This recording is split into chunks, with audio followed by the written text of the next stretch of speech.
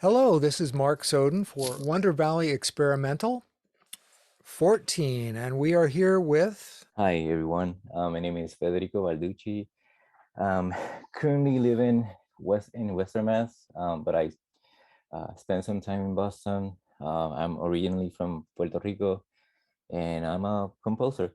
I play. I'm an instrumentalist, but yeah, my main um, focus is composing for media's, film, short films, documentaries, and everything in between. How did you hear about Wonder Valley Experimental? So that's kind of like a long history, but I'll try to condense it to. Um, when I moved to Western Mass, it's like 2019, around that time, I started to get involved with the experimental scene, and thanks to the wonderful people from the X Fest, Walter Wright, Bonnie Kane, Al Margolis. Who else? I hope that I'm not leaving anyone else. D Christ. I don't know. There are so many musicians, and from that group. Um, I don't know. Kind of like things get passed around, and events get mentioned. And one of the events that kind of like caught my attention was this amazing fest. But I don't know. Luckily, this was the year that I was kind of like asked to be part of it. So I'm deeply honored to be part of this fest, because I have heard so many good things about it, and also the roster throughout the years has been amazing too. So to be part of that history feels like really good. So, we're now at the part of our interview where we're into show and tell. All right. So, do you have a favorite piece of gear that you might be using for Wonder Valley that you'd like to tell us about? Yeah, absolutely. I have. I don't know. The Ooh, soya. Well, if I put it, it's like okay. there we So, go. We got it. so this pedal slash modular thing changed my life, because it functions kind of like a modular type of thing. You can program anything and patch anything that you desire, but also it has like a lot of high-end effects, reverb, pitch shifters, compressors, all the goodies. So this thing kind of like reduce my um pedal board to a manageable size. So I mean, this thing is like the my desert island type of gear. If I only had to do a gig and I could take only one piece of equipment other than my guitar, I will take this, because this has been a life changing. Now, that is Um, a Zev soya from Empress. Soya from Empress. Okay, Yeah. great. Um, and what is your process for putting together a set? Um, it depends on the crowd that I'm going to play for, and also the other artists that are involved in that particular gig. I try to adapt my style to whatever the circumstance.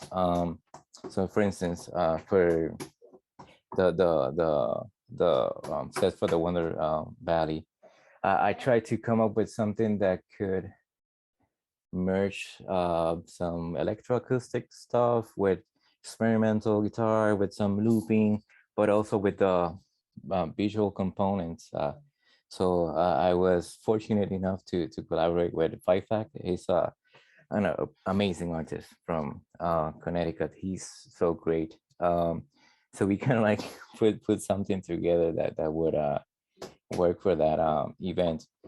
But when I'm doing my solo set, I try to come up with um, a way to get the people engaged. And I don't sing, and I'm probably not the most photogenic performer out there. So I try to look for other device to get people hooked. So I use a lot of loops that involve like uh, voices or recordings or have some sort of like a narrative quality so that people try to figure out, oh, what's is going on in the background, or what's the meaning of this conversation or this thing that is getting that I'm hearing. But also I use that as a main feature, and then the music and the harmonies and all the things that I work are kind of like what's underneath that I want to, I don't know, in a subconscious way, make the people assimilate them, as opposed to if I was just playing, a guitar solo or whatever, they might, I don't know, probably get bored after the 5 minute mark. But because there's some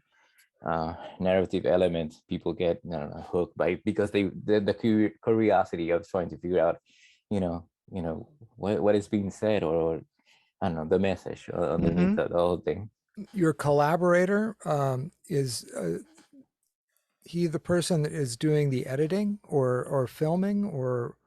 Um, no, well, in that case, we were fortunate enough to record the set at a gallery in Kingston. The gallery is called Green Kill, and the owner of the gallery, he's really great with putting visuals, and we just kind of like throw out concept, and he was like, I got the right videos for you guys, and he put it all together. And I don't know, he has a very interesting thought process for videos.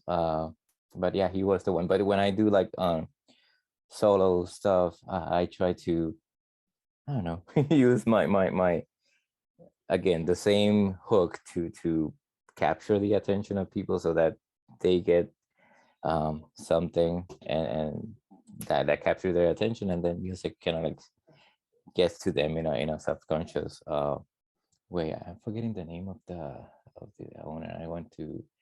His name is David Schwell. Amazing person, amazing owner, amazing human in general. What other projects are you working on right now? So I released an album this week that was, I don't know, kind of like interesting because it explore Freud's idea of ego and id. So I kind of like play with those two concepts, and it's like drony, experimental. But the first piece is more like a um, chamber music type of piece. So that was released this week. On March, I have another album coming out with a collaboration that I have with a artist from Chile. He's really good. He's a art teacher at one of the universities in Chile. But we it's kind of like in the same vibe as Godspeed You Black Emperor, and that type of post rock with experimental, with narrations, and that's sort of like good stuff. So that's coming up in March 22nd.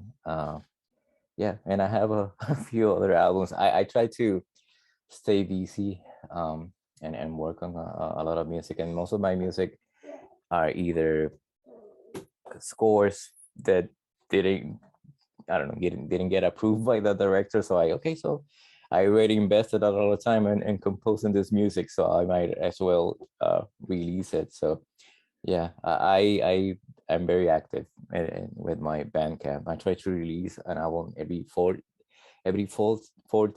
and the 21st. So yeah, and I think I have um, a gig on the 25th with a trio. Um, Brian Caston, Mike Pride on drums, and me. We're going to be playing in New Haven, and those are amazing musicians. I couldn't ask for a better ensemble. Mike Pride is amazing drummer, and Brian is just all around amazing musician too. So that should be exciting. So yeah, I mean, lots of projects. I try to stay active as much as I can. We spoke a little before this interview about I was so impressed with your Bandcamp and the incredible quantity of releases. It is, I would certainly recommend anyone to go to your Bandcamp because Thank you. it's just stunning. It's really great. Thank you so much, Federico. Have a great day, and it's been a pleasure to interview you. And this is Mark Soden for Wonder Valley Experimental signing off.